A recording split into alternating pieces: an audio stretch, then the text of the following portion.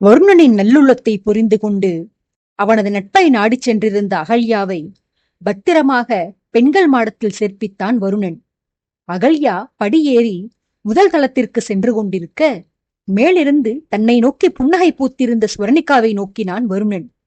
தனக்கு ஒரு அவமானம் நேர்ந்தபோது துரிதகதியில் செயல்பட்டு அதை துடைத்தெறிந்த பெண்ணவளுக்கு நன்றி புன்னகை தெரிவித்தான் வருணன். ஸ்வர்ணிகாவோ தானும் புன்னகைத்து தலையசைத்து ஆடவனின் நன்றியை ஏற்றுக்கொண்டாள். வருணன் அகன்று சென்றுவிட அரசி ஸ்வர்ணிகாவிற்கு அருகில் இருந்தபடி இந்த காட்சிகளை கண்டு கொண்டிருந்த வாகினி அரசியின் செயலால் வருத்தமுற்று அவளை நோக்கி, தேவி, அடியவளை மன்னிக்கவும். தாங்கள் செய்யும் செயல் அரசரின் விசுவாசிகளுக்கு வருத்தமளிக்கும் தேவி. பிரபுவின் எதிரிக்கு நீங்கள் கரிசனம் காட்டுகிறீர்கள். வருணன் அவமானப்பட்டால் படட்டுமே.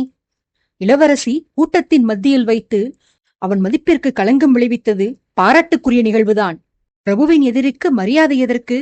இளவரசியார் அவனை அசிங்கப்படுத்தியதோடு விட்டிருக்க கூடாது. பல நூறு பேருக்கு மத்தியில் வைத்து கட்டி வைத்து அவன் தோலை உரித்திருக்க வேண்டும். அப்படிச் செய்தால்தான் அவன் திருந்துவான். தாங்கள் இவ்வாறு அவனது அவமானத்தை துடைத்தது என்னை போன்ற பல விசுவாசிகளுக்கு அதிருப்தியை உண்டாக்கியிருக்கிறது தேவி என்று வருத்தப்பட்டாள். குறைபட்டுக் கொண்டவளை கூர்மையாக பார்த்த ஸ்வர்ணிகா, உங்கள் அரசருடைய பகைவரான தளபதி வருணனுக்கு ஆதரவாக செயல்படுபவர்கள் உங்கள் பிரபுவுக்கு விசுவாசிகள் அல்ல என்பது உங்கள் கருத்து. நீங்கள் சொல்வதை பார்த்தால் தளபதி மீது அன்பு காட்டுபவர்கள் உங்கள் அரசருடைய விரோதிகள் என்று தோன்றச் செய்கிறது. அப்படியெனில் உங்கள் பிரபுவுடைய முதல் விரோதி யார் தெரியுமா வாகினி? உங்கள் பிரபுவேதான்.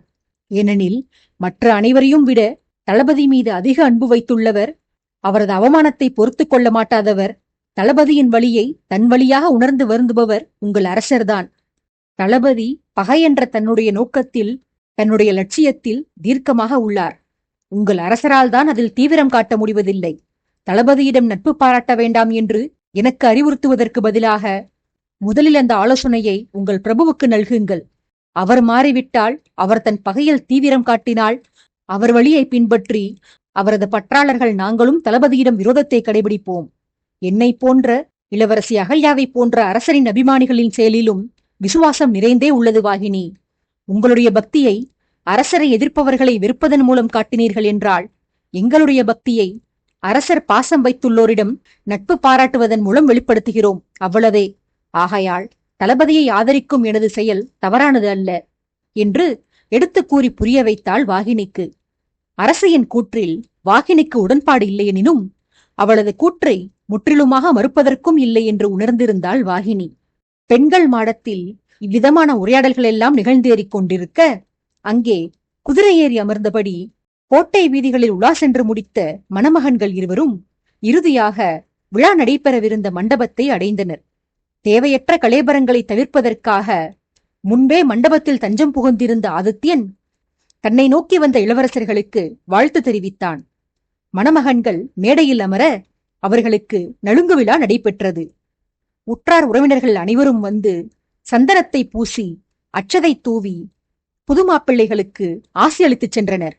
ஆதித்யன், பிரதாபன், வருணன் உள்ளிட்டோரும் மணமகன்களுக்கு சந்தனமிட்டு வாழ்த்து தெரிவித்தனர்.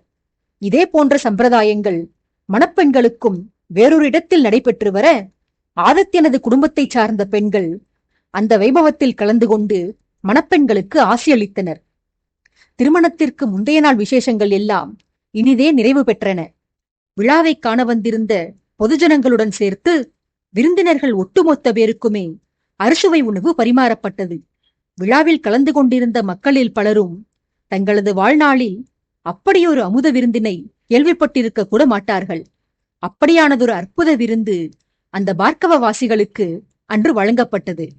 உணவை உண்டு முடித்த மக்கள் பலரும் மணமகன்களான இளவரசர்களையும் மதுரமான உணவை வழங்கி தங்கள் வயிற்றை குளிர்வித்த பார்க்கவ மன்னரையும் மனமாற வாழ்த்தினர்.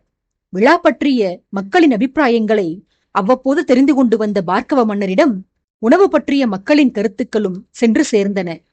பிரஜைகள் உணவை பெரிதும் பாராட்டியதை கேள்வியுற்ற நந்தர் ஆதித்யனைத்தான் நெஞ்சார வாழ்த்தினார். ஏனெனில் அப்படியொரு உணவிற்கு ஏற்பாடு செய்தது ஆதித்யவர்மன் தான். விருந்துணவை பற்றி முன்பு கலந்தாலோசித்த போதே அரசன் ஒரு விஷயத்தை தீர்க்கமாக கூறியிருந்தான். மன்னரே, திருமண வாழ்வை தாங்கி நிற்கும் தூண்களே உற்றார் உறவினரிடம் நாம் பெறும் ஆசைகள்தான். எவரையும் அழைக்காமல், வீண் செலவு செய்யாமல், மணமக்களின் குடும்பத்தினர் மட்டுமே ஒரு கோவிலுக்குச் சென்று திருமணத்தை நடத்தி பிள்ளைகளின் புதுவாழ்வை துவங்க முடியும். ஆனாலும் ஊர் கூட்டி ஏன் அந்த வைபவத்தை நடத்துகிறோம் தெரியுமா? முதலில் நம் பிள்ளைகளுக்கு மனமானதை ஊராருக்கு தெரியப்படுத்துவதற்காக, அடுத்ததாக அவர்களது ஆசிகளையும் வாழ்த்துக்களையும் பெறுவதற்காக. நம் பண்பாட்டில் ஆசிர்வாதங்களுக்கு தனி முக்கியத்துவம் உள்ளது மன்னரே. எந்த ஒரு இடத்தில் வாழ்த்தொழிகளும் நேர்மறையான அதிர்வுகளும் வெளிப்படுகின்றனவோ அங்கு மங்களம் தங்கும். வாழ்த்து பெற்ற மக்களைச் சுற்றி இன்பங்கள் நிறைந்திருக்கும். நம்மை போன்ற ராஜ குடும்பத்தினரின் வாரிசுகள் தலைமுறை தலைமுறையாக தழைத்தோங்க நாம் நாட்டு மக்களின் ஆசிகளை பெறுவது அவசியம். மக்களின் மனதை நிரப்ப அவர்களது வயிறை நிரப்புவதே குறுக்கு வழி. பிரஜைகளின் வயிறு நிறையும்படியாக அவர்களுக்கு விருந்து கொடுத்தோமானால் வயிற்றுடன் சேர்ந்து அவர்களது மனங்களும் நிறைந்து ஆசிகள் தானாக கிடைக்கும். ஆகையால் மக்களுக்கு அளிக்கப்படும் விருந்து அற்புதமாக இருக்க வேண்டும். எதை உண்பது எதை விடுப்பது என்று முடிவு செய்ய முடியாத அளவிற்கு உணவு வகைகள் அமைய வேண்டும். அரவிந்தன் எனது விசுவாசி. அவனுக்கு திருமண பரிசாக நான் வழங்கப் போவது மக்களின் ஆசீர்வாதங்களைத்தான். அதனால் உணவிற்கான செலவு மொத்தமும் என்னை சார்ந்தது. விருந்துணவை உண்டு மகிழ்ந்து மக்கள் அனைவரும் இளவரசர்களை மனமாற வாழ்த்த வேண்டும். என் பெயர் இதில் வெளிப்படக்கூடாது. விருந்தை படைத்தது பார்க்கவ அரசுதான் என்று மக்கள் கருத வேண்டும். அப்போதுதான் ஆசிகள் இளவரசர்களை வந்து சேரும். ஆகையால் விருந்தில் எந்த குறையும் இல்லாமல் பார்த்துக் கொள்ளுங்கள். தேவையான நிதியை என் அதிகாரிகளிடமிருந்து பெற்றுக் கொள்ளுங்கள் என்று முன்பு அரசன் அறிவுறுத்தி இருந்தது மக்களின் பாராட்டை பற்றி பணியாளர்கள் வந்து தெரிவிக்கையில் மன்னரின் நினைவுக்கு வந்து போனது. மகத்தான காரியத்தை செய்துவிட்டு மௌனமாக விற்றிருந்த மன்னவனுக்கும் மக்களின் ஆசிகள் சென்று சேர வேண்டும் என இறைவனிடம் பிரார்த்தித்துக் கொண்டார் மன்னர். இரவு துவங்கும் வேளையில்தான் விழாவின் ஆரவாரங்கள் எல்லாம் ஓயத் துவங்கின. மறுநாள் விடியும் முன்பே நிகழ்வுகள் துவங்கவிருந்ததால் போதுமான ஓய்வெடுத்துக் கொள்வதற்காக பெரும்பாலான ஜனங்கள் கொண்டாட்டங்களை கைவிட்டு படுத்துறங்க ஆரம்பித்தனர். விழாவிற்காக புதுமணல் பரப்பி சுத்தம் செய்யப்பட்டிருந்த மண் தரையிலேயே விரிப்புகள் இல்லாமல் சுகமாக படுத்து புரண்டனர் அம்மக்கள். சோர்வையே உணராத இளவட்டங்கள் எல்லாம் சூரியன் மறைந்து பல நாளிகை கடந்தும் சிறிதும் சோம்பலின்றி கோட்டை திடலில் கிடைத்த இடங்களில் அமர்ந்து விடிய விடிய கதை பேசி கழித்திருந்தனர். காவலர்களுக்குத்தான் ஓய்வென்பதே இல்லை. நாள் முழுவதும் கண்ணிமை மூடாமல் காவல் காத்து வந்த வீரர்களுக்கு உடல் அடித்து போட்டது போன்று அயற்சியை கொடுத்தது. அடுத்த நாள் அதே நேரம் நிம்மதியாக கண்ணுறங்கலாம் என்று மனதை தேற்றிக்கொண்டு பணியில் ஈடுபட்டிருந்தனர் அக்காவலர்கள். அம்மனிதர்களின் புத்துணர்ச்சிக்காக சில மணி நேரங்களுக்கு ஒரு முறை சூடான பருத்திப்பாலும் பனை வெல்லம் கலந்த சுக்குபானமும் பருகுவதற்கு தந்து கொண்டே இருந்தார்கள் சமையற்கூட பணியாளர்கள். ராஜ குடும்பத்தினரும் அடுத்த நாள் வைபவத்திற்கு விடியும் முன்பே தயாராக வேண்டியிருந்ததால் அவரவரும் மஞ்சங்களில் தஞ்சமடைந்திருந்தனர். படுக்கைக்கு சென்றிருந்த பார்க்கவ மன்னர் ஏதோ ஆலோசிக்க வேண்டி மகனுடைய மாளிகை நாடிச் சென்றார். காவலர்களிடம் சொல்லி அறையில் உறங்கிக் கொண்டிருந்த மகனை எழுப்பி அழைத்து வரச் சொல்லி அரவிந்தனின் மாளிகையின் கூடத்தில் அவர் காத்திருக்க, இளவரசனை எழுப்பச் சென்ற காவலர்கள் அரவிந்தன் அங்கு இல்லாததைக் கண்டு திடுக்குற்று தகவலை மன்னரிடம் வந்து சேர்ப்பித்தனர். மாளிகை முழுவதும் சல்லடை போட்டு தேடியும் எங்கும் அவனை காணவில்லை என்று மன்னரிடம் தெரிவித்தனர். இச்செய்தியை கேட்ட நந்தருக்கு திகைப்பு ஏற்படவில்லை. உறங்க வேண்டிய மகன் அவன் அறையில் இல்லையெனில் நிச்சயம் அவன் தன் மனதை கவர்ந்த மாமன்னனைத்தான் நாடிச் சென்றிருப்பான் என்ற நம்பிக்கை இருந்தது நந்தருக்கு. மகன் சக்கரவர்த்தியிடம் சென்றிருக்கிறான் என்று எண்ணுகையில் அவருக்கு கூடவே ஒரு ஆசையும் பிறந்தது. மகனை தேடச் செல்லும் சாக்கில் சக்கரவர்த்தியின் தரிசனத்தை இன்னொரு முறை பெறலாமே என்ற இச்சையில் பதறிக்கொண்டிருந்த காவலர்களிடம், என் மகன் எங்கே சென்றிருப்பான் என்பதை நான் அறிவேன். பதற்றத்தை தவிர்த்து விடுங்கள். இன்னும் சில நாளிகைகளில் உங்கள் இளவரசன் உங்களை வந்தடைவான் என்று காவலர்களுக்கு ஆறுதல் கூறிவிட்டு கைவீசியபடி கலகலப்போடு தனது மாளிகையில் ஆதித்யன் தங்கியிருந்த அறைக்குச் செல்வதற்காக மாடிப்படி ஏற முயன்றார் நந்தர். மன்னரை அந்த இரவு வேளையில் அங்கு கண்ட ஆதித்யனின் வாயிற்காவலர்கள் பெரியவர் படியேறி வரும் முன்பு தாங்கள் விரைவாக கீழிறங்கிச் சென்று அவரிடம் மெல்லிய குரலில், பிரபு உறங்கிவிட்டார் மன்னரே. அவர் நெடுநேரமாக ஓய்வில்லாமல் பணி செய்து இப்போதுதான் உறங்கவே துவங்கியிருக்கிறார். தன் பிரஜைகள் அனைவரும் நிம்மதியாக உறங்கி ஓய்வெடுப்பதற்கு காரணமாக விளங்கும் அம்மனிதர் தான் கண்ணையர்வது அபூர்வம். அவரது உறக்கத்தை கெடுக்க வேண்டாமே, எதுவாக இருந்தாலும் காலையில் பேசிக்கொள்ளலாமே என்று தங்கள் கருத்தை தாழ்மையுடன் முன்வைத்தனர். அரசன் கண்ணுறங்குவது பற்றி கேட்ட மனிதருக்கு அப்போதுதான் லேசாக பதற்றம் ஆரம்பித்தது. மகன் அரசனுடன் தான் இருப்பான் என்று எண்ணி வந்திருந்தவர் அரசன் உறங்குவதை பற்றி கேட்ட மாத்திரத்தில் மகனது பாதுகாப்பு குறித்து கவலையுறத் துவங்கினார். காவலர்களிடம் தான் வந்த காரணத்தை பற்றி மன்னர் கூற, அவர்களோ, இளவரசர் இங்கு வரவே இல்லையே மன்னரே, ஒருவேளை அரசரின் அறைக்குள் இருக்கும் ரகசிய பாதை வழியாக இளவரசர் வந்திருந்தாலும் அறைக்குள்ளிருந்து பேச்சொலிகள் கேட்டிருக்குமே, நெடுநேரமாக உறக்கமில்லாமல் அரசர் படுக்கையில் புரண்ட ஒலிகளும் அறைக்குள் குறுக்கும் மறுக்குமாக நடந்த ஒலிகளும் தான் கேட்டு வந்தன. ஒருவேளை அப்படியே இளவரசர் இங்கு வந்திருந்தாலும் நாளை அதிகாலையில் அவர் கண்விழிக்க வேண்டியிருப்பதால் பிரபு அவரை அறைக்கு சென்று ஓய்வெடுக்கும்படி கட்டளையிட்டிருப்பார். ஆகையால் தங்கள் மகன் இங்கு இருப்பதற்கு வாய்ப்பே இல்லை என உறுதிபட தெரிவித்தனர் வாயிற்காவலர்கள். காவலர்களின் பதிலை கேட்ட மாத்திரத்தில் மன்னருக்கு அச்சம் அதிகமாகி காவலர்களுக்கு ஆணையிட்டு மகனை ரகசியமாக தேடச் சொல்லி ஆணையிட்டு அனுப்பினார். இளவரசன் காணாமல் போன செய்தி தெரிய வந்தால் அது திடலில் கூடியிருக்கும் மக்களிடம் பீதியை கிளப்பக்கூடும் என்று மன்னர் உணர்ந்திருந்தபடியால் தேடலை ரகசியமாக செய்யச் சொல்லி உத்தரவிட்டிருந்தார் மன்னர். கீழே நடந்த கலேபரங்களை மாடி அறையில் இருந்தபடி செவிமடுத்துதான் வந்திருந்தான் அரசன். மஞ்சத்தில் புரண்ட ஆதித்யனுக்கு மனதின் உற்சாகத்தால் உறக்கம் எட்டி பார்க்கவே இல்லை. தலைநகர் திரும்ப போகும் ஆனந்தம் அவன் உள்ளத்தில் பெருக்கெடுக்க, ஆதித்தபுரி திரும்பியவுடன் அங்கு நிகழவிருந்த பற்பல இன்ப நிகழ்வுகளை குறித்து மனதில் சிந்தித்தபடியே மலர்மெத்தையில் படுத்திருந்தான் அரசன். மனைவி சௌபாவை அழைத்து வருவது, அன்னை நீலாதேவியை சந்திக்கப் போவது, தமையனை பற்றிய ரகசியங்களை தெரிந்து கொண்டு அவனை அழைத்து வந்து அவன் சிரத்தில் தன் மணிமுடியை சூட்டுவது, அதன் பிறகு சுதந்திர மனிதனாக மனைவிகளுடன் இன்பமாக காலம் கழிப்பது, நிரந்தர ஓய்வில் இருந்தபடியே மனைவிக்கு பிறக்கவிருக்கும் தன் மகளுடன் சேர்த்து தன் பிள்ளைகளை கொஞ்சியபடியே நாட்களை கடத்துவது என்று மனதிற்குள் தன் எதிர்காலத்தை பற்றிய திட்டங்களை போட்டுக் கொண்டிருந்தான் அரசன். உள்ளத்தின் ஆரவாரம் அரசனின் இமைகளுக்கு உறக்கத்தை கொடுக்காமல் தடை செய்தது. படுக்கையில் புரண்டான். பலகணிக்கும் உள்ளறைக்குமாக நடைபோட்டு வந்தான். ஆட்டம் போடுவதை குறைத்துக் கொள்ளச் சொல்லி மனதிடம் கெஞ்சினான். அரசனின் மனதோ அவன் கட்டளைகளுக்கு கட்டுப்படவில்லை. உள்ளத்தின் ஆரவாரம் அரசனின் இமைகளுக்கு உறக்கத்தை கொடுக்காமல் தடை செய்தது. ராஜ்யத்தையே அடக்கியாளும் வல்லமை கொண்டிருந்த அரசன் தன் மனதின் துள்ளலை அடக்க வழி தெரியாமல் போராடி வந்தான். அப்போதுதான் அவனுக்கு ஒரு உண்மை புலப்பட்டது. வருங்காலத்தின் பிரதிபலிப்பாக தன் மனது பல சமயங்களில் தனக்கு தொண்டாற்றி வந்திருந்ததை எண்ணி பார்த்தான் ஆதித்யன். தந்தையின் மரணம் சம்பவிக்கும் முன்பாக தலைநகரில் ஏதோ அனர்த்தம் நேரப்போவதாக பாட்டனார் வீட்டில் இருந்தபோது தனது மனது எச்சரிக்கை மணியடித்ததையும், அதைத் தொடர்ந்து தந்தையை தான் சடலமாக கண்டதையும் நினைவு கூர்ந்தான்.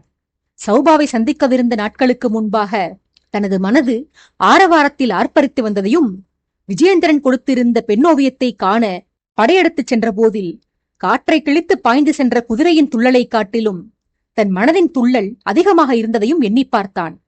அடுத்ததாக மித்ரவிந்தா பயணத்தின் போது தன் தலைநகரில் ஏதேதோ கோர சம்பவங்கள் நிகழவிருந்ததை தனது மனது கனவின் மூலமாக எச்சரித்திருந்ததையும் யோசித்துப் பார்த்தான் ஆதித்யன்.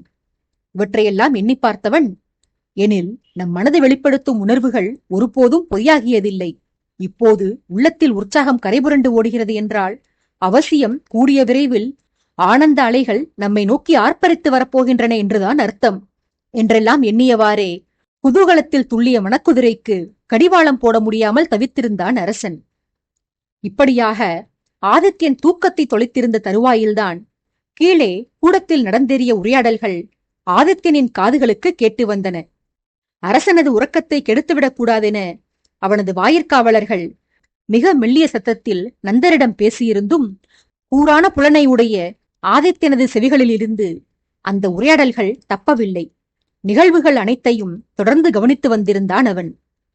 காவலர்கள் அரவிந்தனை தேடச் சென்றதையும், பிறகு ஒவ்வொருவராக வந்து இளவரசனை காணவில்லை என்று தகவல் கூறி மன்னரின் அச்சத்தை அதிகப்படுத்தியிருந்ததையும் அறைக்குள் இருந்தவாறே கேட்டு வந்திருந்த ஆதித்யன் அறைக்கதவை திறந்து கீழிறங்கி வந்தான். கண்ணீர் வடிக்கும் தாயை கண்டவுடன் தாவி ஓடிச் செல்லும் குழந்தை போல அரசனை கண்ட மாத்திரத்தில் துக்கத்தில் தவித்திருந்த நந்தகோபாலர் எழுந்தோடிச் சென்று ஆதித்தனிடம் கைகூப்பி நின்று, என் மகனை காணவில்லை அரசே, அவன் எங்கே சென்றான் என்று தெரியவில்லை. அவன் குறும்புகள் செய்பவன்தான். அடிக்கடி சொல்லாமல் கொள்ளாமல் கோட்டையை விட்டு ஓடிச் செல்பவன்தான். ஆனால் இப்படி வைபவம் நிகழப்போகும் வேளையில் பொறுப்பில்லாமல் செல்லக்கூடியவன் இல்லை அவன். அதிலும் சக்கரவர்த்தி தாங்கள் கோட்டையில் விட்டிருக்கும் போது தங்களிடம் அனுமதி பெறாமல் செல்பவன் இல்லை அவன். ஆகையால் தான் எனக்கு அச்சமாக உள்ளது பிரபு. என் மகனுக்கு அனர்த்தம் எதுவும் நிகழ்ந்திருக்காதல்லவா? நமது பகைவர்கள் நம்மை பழிவாங்க அவனை கடத்தி இருக்கக்கூடுமா? என் மகன் இந்நேரம் என்ன நிலையில் இருப்பான் என்றெல்லாம் அரசனை நடுவில் பேசவிடாமல் தொடர்ந்து புலம்பி அழுதார் மன்னர். பெரியவர் பேசி முடிக்க ஆதித்யன் மிகவும் இயல்பாக, திருமணம் நிகழப்போவதையொட்டி உங்கள் மகன் சேஷ்டைகள் செய்வதை நிறுத்தியிருக்கலாம். ஆனால் திருமணமாகி பிள்ளை பெற்றும் பொறுப்புணர்ச்சி பருப்பளவிற்கு கூட வளராமல் ஒருவன் வாழ்ந்து வருகிறான். அரவிந்தன் அவனிடத்தில்தான் இருப்பான். நீங்கள் நிம்மதியடையுங்கள் மன்னரே என நந்தருக்கு ஆறுதல் கூறிய ஆதித்யன் இளவரசனை தேடும் பணியில் தோல்வியடைந்து துவண்டு போய் நின்றிருந்த காவலர்களில் இருவரை அழைத்து, நீங்கள் இருவரும் நேராக உங்கள் முன்னாள் இளவரசன் சைலேந்திரனின் மாளிகைக்கு செல்லுங்கள். அங்குதான் அரவிந்தன் இருப்பான். இளவரசனை அழைத்துச் சென்று உங்களை தவிப்பிற்கு ஆளாக்கிய மனிதனும் அங்குதான் இருப்பான். அவன் பெயர் வருணன். இருவரிடமும் மன்னர் நந்தகோபாலர் அழைப்பதாகச் சொல்லி இங்கே அழைத்து வாருங்கள். என்னை பற்றி பேச்செடுக்கவே கூடாது.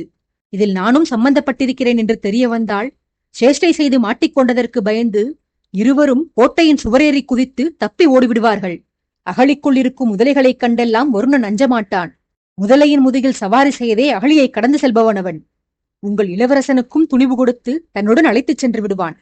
ஆகையால் ஜாக்கிரதையாக செயல்படுங்கள் என கட்டளையிட்டு அனுப்பினான். அரசன் காவலர்களிடம் கூறிய வார்த்தைகளை கேட்ட பின்பே மன்னரின் மனது நிம்மதியடைந்தது. அரவிந்தன் வருணனுடன் இருப்பது அரசனின் யூகம்தான் என்றாலும் அரசனின் அனுமானம் ஒரு நாளும் பொய்க்காது என்ற நம்பிக்கை மன்னருக்கு மிகுதியாக இருக்கவே அவர் சிறிது மனசாந்தி அடைந்தார். சிறிது நேரத்தில் எல்லாம் அரசனின் கட்டளைப்படி வருணனும் அவன் அழைத்துச் சென்றிருந்த அரவிந்தனும் மன்னரின் மாளிகைக்கு வந்து சேர்ந்தனர். தான் தனது மாளிகைக்குள் இல்லாமல் அரட்டையடிப்பதற்காக வெளியே சென்று தந்தையிடம் மாட்டிக்கொண்டு விட்டதை எண்ணி அரவிந்தன் குற்ற உணர்வோடே அம்மாளிகை நோக்கி வந்திருந்தான். வருணனோ எதை பற்றியும் கவலையில்லாமல் எந்த தயக்கமும் இல்லாமல் கைகளை வீசி துள்ளலாக நடை போட்டு வந்திருந்தான். பெரியவனின் உற்சாக நடையை பார்த்த அரவிந்தன், அண்ணா, உங்களுக்கு கொஞ்சமும் அச்சமில்லையா? இன்னும் சில நாளிகைகளில் வைபவத்தை வைத்துக் கொண்டு இப்படி விடிய விடிய அரட்டையடித்து பொழுதை போக்கியிருக்கிறோம். தந்தையின் முகத்தில் எப்படி விழிப்பது என்று நானே வருந்திக் கொண்டிருக்கிறேன். நீங்களானால் இந்திரனுடன் சண்டையிட்டு அவன் லோகத்தையே வெற்றி கொண்டு விட்டவர் போல உற்சாகமாக நடை போட்டு வருகிறீர்கள். உங்களுக்கு அச்சம், தயக்கம், கூச்சம் எதுவுமே இருக்காதா அண்ணா என்று கேட்டான் செல்ல சீற்றத்துடன். வருணன் முன்பை விட குதூகலமான உடல் மொழியுடன், நான் என் தந்தைக்கே அஞ்சமாட்டேன். பிறகு ஏனடா உன் தந்தையை குறித்து நான் வருந்த வேண்டும்? அவர் என்னை நிந்திப்பாரா? அல்லது உன்னை அழைத்துச் சென்றதற்கு தண்டனையாக என்னை சிறையில் அடைப்பாரா? அப்படியே அடைத்தாலும் இந்த ஓரிரவு மட்டுமே அவருக்கு அதிகாரம் உள்ளது. நாளை காலையிலிருந்து நீதான் இந்நாட்டிற்கு மன்னன். தந்தையால் தண்டிக்கப்பட்ட என்னை மகன் நீ காப்பாற்றிவிட மாட்டாயா என்ன? ஒருவேளை தசரத மைந்தன் ராமன் போல் நீயும் தந்தை மீது கொண்டுள்ள பற்றினால் அவரது வார்த்தைகளை மீறாமல் என்னை சிறை மீட்க மறுத்தாயானால் இருக்கவே இருக்கின்றன ஆயுதமாகிய எனது இரு கரங்கள். ததீசி முனிவரின் முதுகெலும்பிலிருந்து செய்யப்பட்ட இந்திரனின் வஜ்ராயுதம் போன்ற சக்தி வாய்ந்த ஆயுதம் எனது கரங்கள். அவற்றினால் உன் நாட்டின் சிறை கதவை தகர்த்தெறிந்து நாளை இரவுக்குள் வெளியே வந்து விட மாட்டேனா என்ன? இந்த வருணனை அடக்கும் சக்தி இவ்வுலகத்தில் ஒரே ஒரு நபரிடம் மட்டும்தான் உள்ளது. என் நல்ல நேரம் அந்த மனிதரும் மேலறையில் அயர்ந்து உறங்கிக் கொண்டிருக்கிறாராம். காவலர்களிடம் கேட்டு தெரிந்து கொண்டேன். அவரது உறக்கத்தை தடை செய்யாமல் சைகை பாஷையில் உன் தந்தையிடம் உரையாடினால் போதும், நாம் தப்பித்துக் கொள்வோம். மறந்தும் சத்தம் எழுப்பிவிடாதே என்று அறிவுறுத்தி அழைத்துச் சென்றான் அரவிந்தனை. மன்னரின் மாளிகையை அடைந்து கூடத்திற்குள் நுழைந்த போதும் கூட மாடியறையில் பார்வையை செலுத்திய வண்ணமே 8 மேல் 8 வைத்து தானும் நடந்து இளையவனையும் அவ்வாறே நடக்கச் செய்திருந்தான் வருணன். தன் காலடி ஓசையைக் கொண்டே கண்விழிப்பதும் அல்லாமல் வந்திருப்பவன் தான் என்று அரசன் கண்டறிந்து விடுவான் என்று உணர்ந்து எச்சரிக்கையாகவே நடை போட்டு வந்திருந்தான் வருணன். வருணன் மேல் மாடியில் கவனம் செலுத்தியிருக்க அரவிந்தன் கீழ்த்தளத்தில் இருந்த தன் தந்தையை குற்ற உணர்ச்சியோடு நோக்கியவாறே கூடத்திற்குள் வந்திருந்தான். தந்தையை பார்த்து தயக்கத்தில் குன்றிப்போனவன், அவருக்கருகில் வன்ம புன்னகையோடு அமர்ந்திருந்த அரசனை காண்கையில் அச்சத்தில் உறைந்து போனான். இளவரசன் தான் கவனித்திருந்தானே ஒழிய வருணன் இன்னமும் அரசனை கவனிக்கவில்லை. ஏனெனில் இருள் சூழ்ந்த இடத்தில்தான் அமர்ந்திருந்தான் ஆதித்யன். அரசனை கண்ட பயத்தில் சிறியவனின் கைகள் சில்லிட்டு போக அவன் கையை பற்றியவாறே மேல்தளத்தில் பார்வையை செலுத்தி நடைபோட்டு வந்திருந்த வருணன் ரகசியம் பேசும் குரலில், "ஏனடா தம்பி அஞ்சுகிறாய்? யமலோகத்தின் கதவு இன்னும் மூடியபடியேதான் இருக்கிறது. யமகிங்கரர்கள் அந்த யமனின் அறைவாயிலில் நின்றபடி அதை பாதுகாத்து வருகிறார்கள். புரியவில்லையா? நான் அரசரையும் அவரது வாயிற்காப்பாளர்களையும் தான் சொல்கிறேன். கொடியவரான ஆதித்யரே கண்ணுறங்கும் போது இனியவரான நந்தரைக் கண்டு ஏனடா அஞ்ச வேண்டும்? அண்ணன் பேசிக் கொள்கிறேன் உன் தந்தையிடம். பயத்தில் உன் உடல் பனிக்கட்டியைப் போல குளிர்ந்து விட்டது. அண்ணன் நான் இருக்கும்போது எதற்கும் பயம் கொள்ள தேவையில்லையடா" என்று மாடியில் இருப்பதாக எண்ணி வந்திருந்த அரசனுக்கு கேட்டுவிடக்கூடாது என்பதற்காக அருகிலிருந்த அரவிந்தனுக்கே அரைகுறையாக மட்டுமே கேட்கும் வகையில் மிக மிக மெல்லிய குரலில் இளையவனுக்கு ஆறுதல் கூறி வந்தான். வருணன் தொடர்ந்து சமாதானம் கூறி வந்ததையும் தன் இருப்பை உணர்த்த அரவிந்தன் வருணன் கையில் தொடர்ந்து அழுத்தம் கொடுத்து வந்ததையும் கவனித்துதான் வந்திருந்தான் அரசன். கும்மிருட்டில் ஜொலிக்கும் சிறுத்தையின் கண்கள் போல அறையின் இருள் சூழ்ந்த இடத்தில் அமர்ந்திருந்த போதும் அக்கினியைப் போல பிரகாசமாக எரிந்த ஆதித்யனின் கண்கள் அரவிந்தனுக்கு நன்கு புலப்பட அரசனை கவனிக்காமல் வருணன் ஏதேதோ பிதற்றி வந்ததால் எரிச்சலுற்ற அவன், "அண்ணா" என்று சத்தமாக இரைந்து பெரியவனுக்கு எச்சரிக்கை கொடுத்தான். இளவரசன் அலற வருணன் கோபமுற்று, "அடே ஆந்தை பயலே, ஏனடா அலறுகிறாய்? அரசர் விழித்துக் கொள்வாரடா. அரசனாகப் போகிறவன் இத்தனை அஜாக்கிரதையாயிருக்கிறாயே" என்று கடிந்து கொண்டான். இதற்கு அரவிந்தன் பதில் கூறும் முன்பாக அறையின் ஓரத்தில் அமர்ந்திருந்த அரசனே பதில் கூறினான். "உறங்கினால் தானேடா நான் விழிப்பதற்கு? அட்டூழியக்காரன் நீ இருக்கும் இடத்தில் நிம்மதியாக என்னால் உறங்க முடியுமா என்ன?" என குரல் கொடுத்தான். எதிர்பாராத விதமாக கேட்ட அரசனின் சத்தத்தால் ஆடிப்போன வருணன் சப்த நாடிகளும் அடங்கிப் போனவனாக பற்றியிருந்த இளவரசனின் கையை விடுவித்து அதிர்ச்சியில் உறைந்து போனான். இருக்கையிலிருந்து எழுந்து வந்த ஆதித்யன் வருணனை விட்டுவிட்டு இளையவனிடத்தில்தான் முதலில் பேசினான். பயத்திலும் குற்ற உணர்ச்சி கொடுத்த குறுகுறுப்பிலும் நெளிந்து கொண்டிருந்த அரவிந்தனை நெருங்கியவன், "உன் தந்தை இனியொரு முறை வருந்தும்படியாக நடந்து கொள்ளாதே அரவிந்தா. தந்தையின் அன்பை பெற பாக்கியம் செய்திருக்க வேண்டும். பெற்றவரின் அருமை என்னை போன்ற தந்தை இழந்தவனுக்குதான் தெரியும். மன்னர் உன்னுடன் ஏதோ ஆலோசனை நிகழ்த்த விரும்புகிறார். செய்த தவறுக்கு அவரிடத்தில் மன்னிப்பு வேண்டிவிட்டு அவருடன் உரையாடு" என்று சற்று கடினமான குரலில் அறிவுறுத்தி அனுப்பி வைத்தவன், வசவு வாங்காமல் தப்பித்து விட்டோம் என்ற நிம்மதியோடு நடை போட்டுச் சென்றவனை மறுபடியும் அழைத்து அவனிடம், "எனது பாணியை, எனது பழக்க வழக்கங்களை நீ பின்பற்றுவது எனக்கு மகிழ்ச்சியை அரவிந்தா. ஆனால் எல்லா நடைமுறைகளிலும் என்னை பின்பற்றாதே. பிறருக்கு தொல்லை கொடுக்கும்படியான, பிறரது மனதை நோகச் செய்யும்படியான எண்ணற்ற தவறான வழக்கங்கள் என்னிடம் உள்ளன. நானே அவற்றை இப்போதுதான் சீர் செய்து கொண்டு வருகிறேன். நமது நடவடிக்கைகள் அடுத்தவர் நிம்மதியை கெடுக்காத வகையில் அமைதல் வேண்டும். இதை தாமதமாகத்தான் நான் உணர்ந்திருக்கிறேன். நீயாவது பதவியேற்கும் முன்பாகவே இதை உணர்ந்து கடைபிடித்து வா" என்று அறிவுரை கூறி அரவிந்தனை அனுப்பி வைத்தான். பின்பு வருணன் புறமாக திரும்பிய ஆதித்யன் அவனது பின்னங்கழுத்தில் கை வைத்து அழுத்தி கூடத்தில் தனிமையான இடத்திற்கு இழுத்துச் சென்றான். சென்றவன் இளையவனை விடுவிக்காமல் பற்களை கடித்தபடி கோபமாக, "என்னடா பழிவாங்குகிறாயா? பல காலமாக உன்னை தேடவிட்டு நான் ஓடிச் சென்றதற்கு பழி தீர்க்க என் விசுவாசியை கடத்தி கொண்டு போய் என்னை தவிக்க விடலாம் என்ற எண்ணமா? தேவையற்ற செய்கைகளில் ஈடுபட்டு என் சினத்தை தூண்டாதேடா. என் பொறுமைக்கு ஒரு எல்லை உண்டு. வரும் வழியில் அரவிந்தனிடம் என்ன கூறினாய்? தந்தைக்கு கூட அஞ்சமாட்டேன் என்றுதானே கூறினாய். அவருக்கு நீ பயந்து நடந்திருந்தால் இந்நேரம் ஒழுக்கமானவனாக வளர்ந்திருப்பாய். அந்த மனிதர் அமரேந்திரன் உன்னை கண்டுகொள்ளாமல் விட்டபடியால்தான் இப்படி துஷ்டனாக உருவெடுத்திருக்கிறாய். அரசன் என்ற மரியாதை சிறிதும் இல்லை உனக்கு. என் ராஜ்யத்தில் என்னிடம் கொஞ்சமும் மரியாதை இல்லாமல் வாதம் செய்து என்னை பழித்து பேசுபவன் நீ ஒருவன்தானடா. பிரஜைகளுக்கு இறைவனாகத் தோன்றும் நான் உனக்கு மட்டும் எமனாகத் தெரிகிறேனா? உன் திமிர் நாளுக்கு நாள் கூடிக்கொண்டே போகிறது வருணா. உன் மனைவி வைஷாலியிடம் விசாரணை நடத்திய நாளில் தெரியாமல் ஒரு காரியத்தை செய்துவிட்டேன். எனது அந்த செயலை எண்ணி நான் வருந்தாத நாளே இல்லை. அன்றிலிருந்துதான் உன் அக்கிரமங்கள் ஆரம்பித்திருக்கின்றன. என்னை குறித்து நீ அறிவாயில்லையா? நான் உத்தமன் இல்லை, நல்லவன் இல்லை. எப்போது வேண்டுமானாலும் என் செயல்பாடுகளை மாற்றிக்கொள்வேன். நான் மாறுவதும் மாறாததும் உன் கையில்தான் உள்ளது என்று மிரட்டும் தொனியில் எச்சரித்தான். போராடி தன் கழுத்தை விடுவித்துக் கொண்ட வருணன் அரசனிடம், பயமுறுத்தாதீர்கள் பிரபு. தங்களை குறித்து நான் அறிவேன் என்றால் என்னை குறித்தும் தாங்கள் அறிவீர்கள். தாங்கள் மாறினால் நானும் மாறிவிடுவேன். நினைவிருக்கட்டும், தங்களை யமன் என்று குறிப்பிடும் முதல் மனிதன் நான் இல்லை. உங்கள் வாளுக்கு முன்னால் நின்ற பலரும், உங்களது வாழ்வீச்சை தூரத்தில் இருந்து கண்ட எதிரிகளும் கூட அவ்வாறுதான் தங்களை அழைப்பார்கள். ஆதலால் இது எனது சொந்த கருத்து இல்லை. எதிரிகளை நீங்கள் வேட்டையாடிய விதத்தை சிறிது மனதில் அசை போட்டு பாருங்கள். எனது கூற்று உண்மையா பொய்யா என்று தங்களுக்கே தெரிய வரும். பிறகு இன்னொன்று, அரவிந்தனை நான் கட்டாயப்படுத்தி அழைத்துச் செல்லவில்லை. இனிப்பு கொடுத்து கடத்திச் செல்வதற்கு அவன் ஒன்றும் குழந்தை இல்லை. நாளையிலிருந்து அவனுக்கு மனவாழ்க்கை துவங்கிவிடும். திருமணமானால் அனுதினமும் மனைவியின் விசாரணைக்கு பதிலளித்து அவர்களிடம் வசவு வாங்கி அவர்களுக்கு ஊழியம் செய்து அவர்களது தேவைகளை நிறைவேற்றியே காலம் கடந்து போகும். பிறகு நமது இன்பத்திற்கு இடம் இருக்காது என்ற நிதர்சனத்தை கூறினேன். கூடவே தாங்கள் உங்கள் முதல் 3 மனைவிகளிடம் பட்ட அவஸ்தைகளையும் நான் வைஷாலியிடம் பட்ட துன்பங்களையும் பிரதாபன் அண்ணா அவரது மனைவியின் சந்தேக குணத்தால் அனுதினமும் அனுபவித்து வரும் அல்லல்களை பற்றி விவரித்தேன். நம் கதைகளை கேட்ட அந்த பொடியனுக்கு பயத்தில் கண்ணில் நீர் பெருகிவிட்டது. மனைவி என்றால் இத்தனை தொல்லைகள் தரக்கூடியவளா என்று நினைத்து அவன் அஞ்சினான்.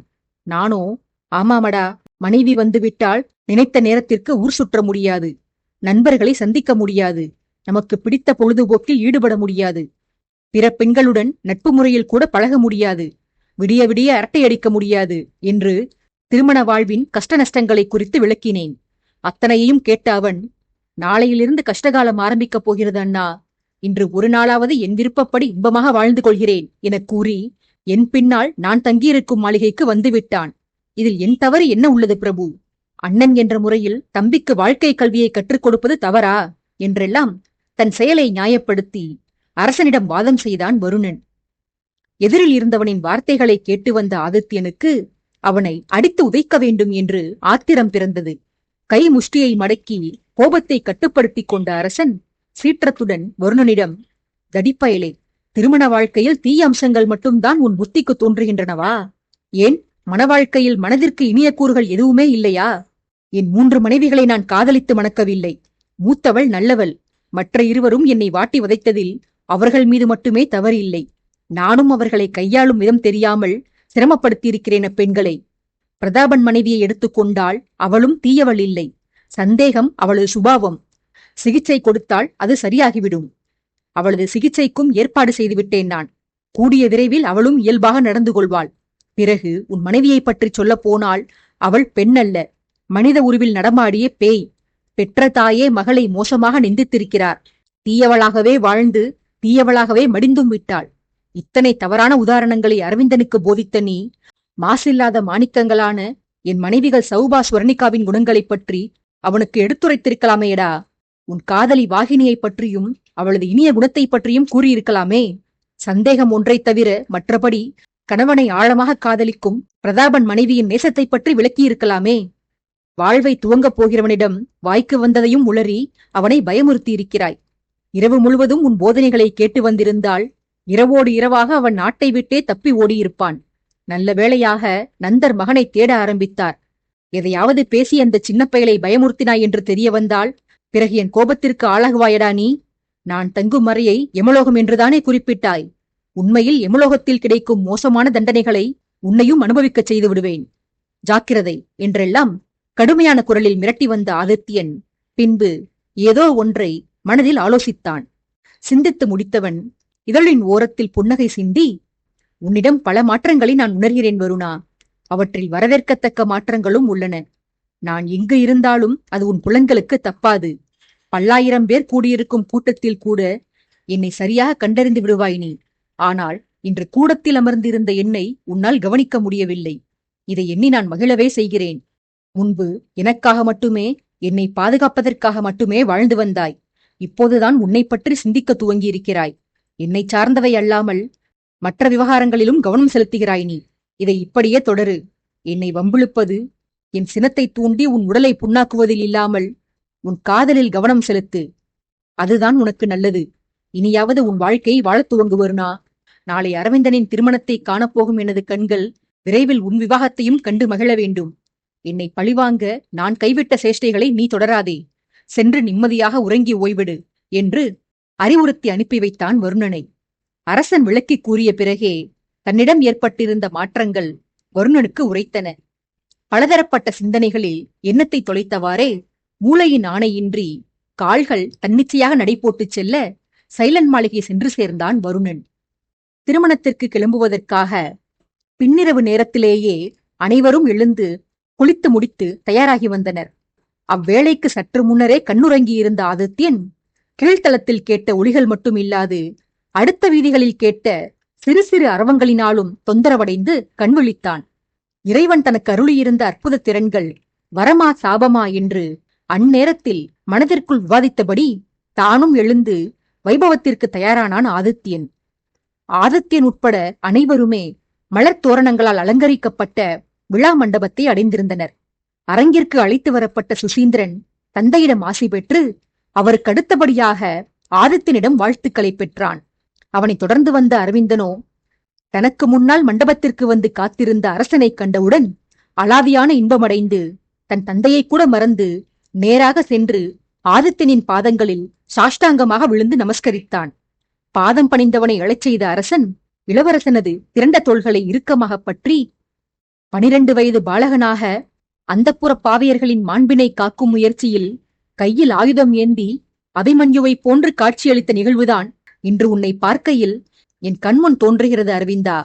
அந்த அப்பாவி சிறுவன் இன்று அரக்கர் கூட்டத்தையே நடுங்கச் செய்யும் வீரத் திருமகனாக வளர்ந்து நிற்கிறான். என் உள்ளத்தை கவர்ந்தவர்களில் நீயும் ஒருவனடா. உன் திருமணமும் பட்டாபிஷேகமும் நிகழப்போகும் இந்நன்னாள் என் வாழ்வில் மறக்க முடியாத பொன்னாளடா. உனக்காக நான் வரம் தர காத்திருக்கிறேன். உன் விருப்பம் என்னவென்று சொல்.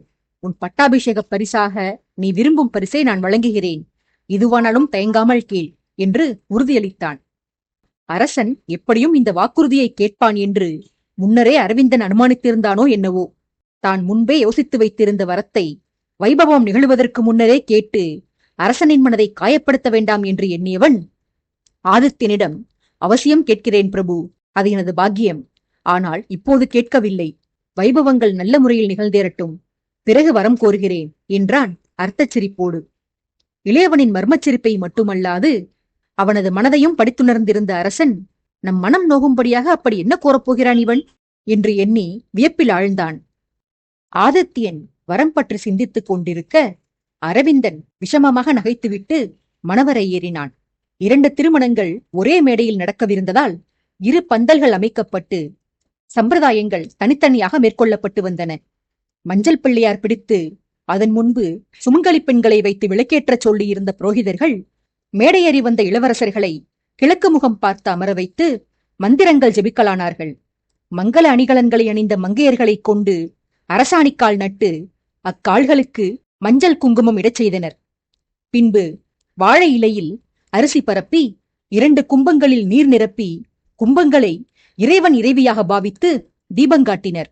அதன் பிறகு மணமக்களுக்கு காப்பு நான் அணிவித்து தட்டில் பூ, வெற்றிலைப்பாக்கு மற்றும் ஆடைகளை வைத்துக் கொடுத்து அந்த புத்தாடையை உடுத்தி வரச் சொல்லி அதே போன்றதொரு தட்டினை மணமகள்களுக்கு கொடுத்து அவர்களையும் புத்தாடைகளையும் புது ஆபரணங்களையும் உடுத்தி வரச் சொன்னார்கள்.